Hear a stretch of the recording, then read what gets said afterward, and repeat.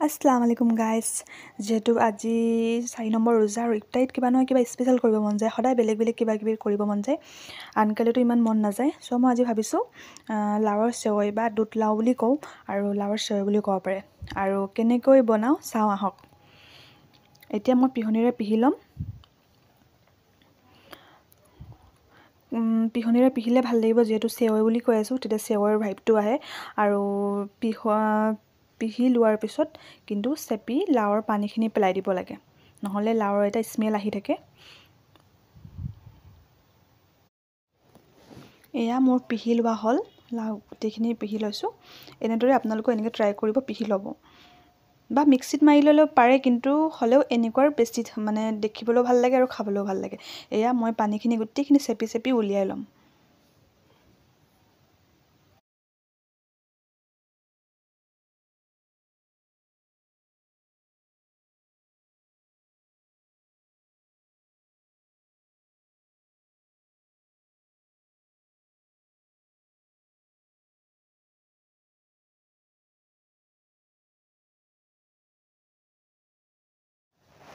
এয়া চাওক কিমানখিনি পানী ওলাইছে আৰু যদি পানীখিনি ওলাই নিদিওঁ কিন্তু লাও এটা গোন্ধত মানে থাকি যাব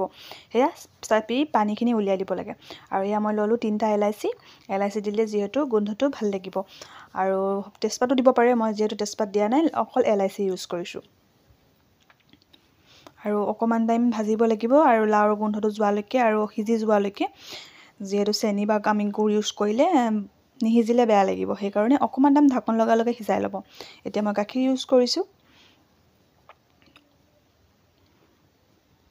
গাখীৰ দিয়াৰ পিছতো অকণমান ভাজিম আৰু মই আজি চেনি ইউজ নকৰোঁ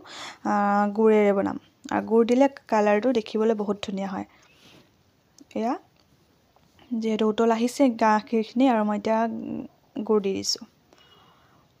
আৰু গুড় দিলে কালাৰো দেখিবলৈ ধুনীয়া হয় আৰু আপোনালোকে যেনেকৈ ট্ৰাই কৰা নাই ট্ৰাই কৰিব আৰু পাৰিলে ভিডিঅ'টো শ্বেয়াৰ কৰি দিব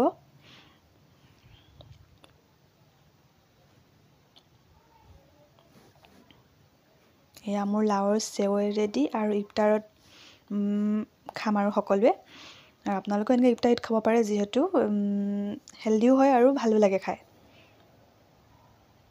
আৰু বহুত বেছি সময়ো নালাগে পিছে চ' আপোনালোকে ট্ৰাই কৰা নাই ট্ৰাই কৰিব আৰু যিমান পাৰে ভিডিঅ' শ্বেয়াৰ কৰি দিব আজিলৈ আহিছোঁ বাই